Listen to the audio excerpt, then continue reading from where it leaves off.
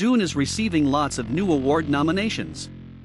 During Tuesday's Academy Awards nominations announcement, the Warner Bros. Pictures and Legendary co-production received 10 nominations, including Best Picture and Best Adapted Screenplay. Dune is based on Frank Herbert's iconic science fiction novel of the same name, published in 1965.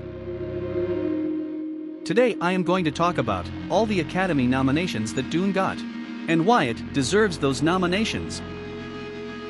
Dune got nominations for 10 categories, which include Best Picture, Adapted Screenplay, Cinematography, Film Editing, Best Original Score, Production Design, Costume Design, Best Makeup and Hairstyling, Best Sound and Visual Effects, where it's up against Spider-Man and Shang-Chi.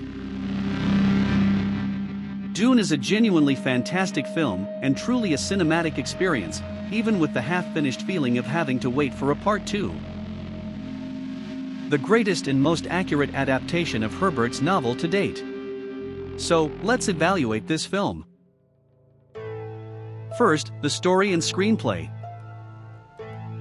The gorgeous young protagonist of Dune, Paul Atreides, is one of science fiction's first chosen ones. His epic transformation from plucky adolescent to feared warrior has been widely replicated. Think of Luke Skywalker or Harry Potter. Denis Villeneuve's film, however, is the first adaptation of Frank Herbert's novel to adequately depict the bleak tragedy of Paul's arc. The movie is epic in scale, but also understands the quieter personal underpinnings of the original book. At the heart of Herbert's Dune series, a multi-book tale of space empires, sandworms, religious fervor, and political gamesmanship spanning centuries, was a simple observation: great power comes with a terrible burden. Dune portrays the Atreides family after Duke Leto Atreides, played by Oscar Isaac, is handed command of Arrakis, a hostile planet where a magical substance known as a spice is mined, which is necessary for space travel. The Duke is well aware that the offering is a huge gamble. It's an opportunity to lose, set up by a cruel baron, but he accepts anyway. He was expecting to overcome the odds. Jessica, his wife, is a royal space witch who works behind the scenes to shape the future. And their son, Paul, who she willed into existence, despite her training, could be the Messiah. From the moment he was born, he was marked with the ability to determine the fate of the universe. But being at the center of a cosmic chess match is as terrifying as it is exhilarating. All of this information will seem basic to a Dune fan.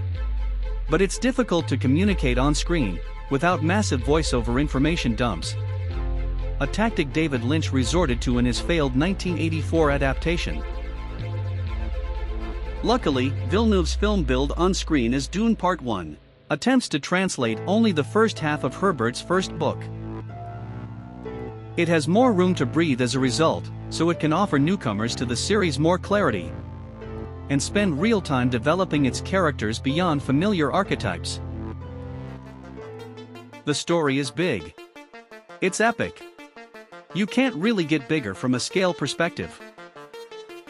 But ultimately, it's about this boy, Paul Atreides, and about his journey with his family. Cinematographer Fraser and Denis composed Dune as a combination of wide shots, showing the sweeping landscapes of the desert planet Arrakis, where most of the movie's action takes place,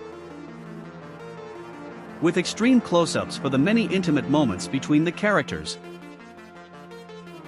Fraser said that, "You can do a film just as a series of mid-shots, there's a whole school of cinema for that. But here, it was a natural tendency to do wides and close-ups."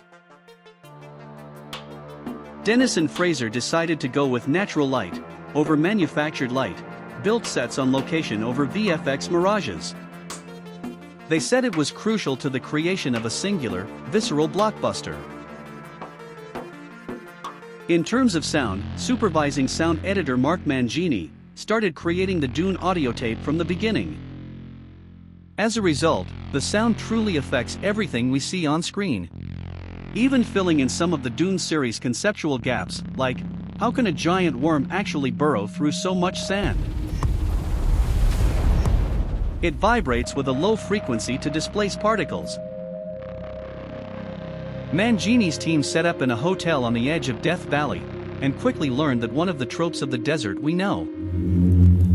The omnipresent howl of dry wind. The sound team sourced sounds from nature, dragging microphones through the sand to simulate a worm, hammering the earth with a rubber mallet to capture the sound of a thumper gadget that the citizens of Arrakis use to summon the beasts.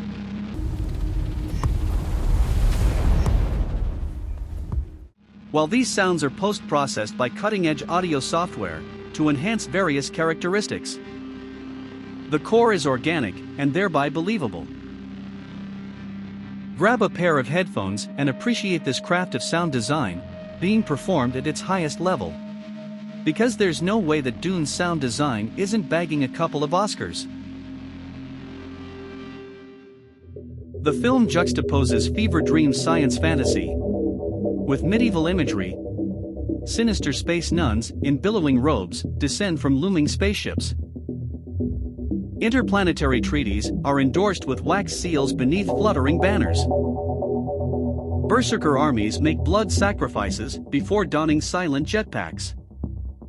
All of this combined with hypnotic and throbbing Hans Zimmer score of wailing choirs, electric drones, and great honking dwarfs.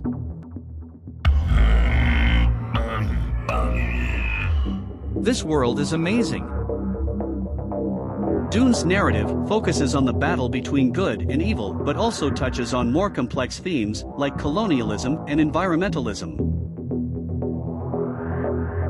Set designer Vermette and his team reverse-engineered the sets to imagine what the buildings might have looked like.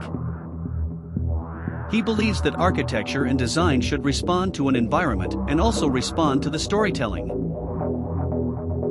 That text, which resembles cuneiform or hieroglyphics, is the written form of an entire Freeman language developed especially for the film. It might be visible to just Vermette and the most eagle-eyed viewers, but it's that level of obsession, Vermette says, that is essential to successful movie making. Dune resonated with me because of all of these well-portrayed emotions, then its beautiful fight sequences or wide landscapes.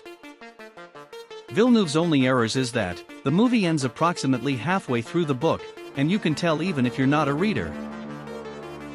It left me wanting a lot more, but I'm hoping Dune doesn't end up being just another weird footnote in cinematic history. Villeneuve's vision can only be achieved if he is permitted to complete the story.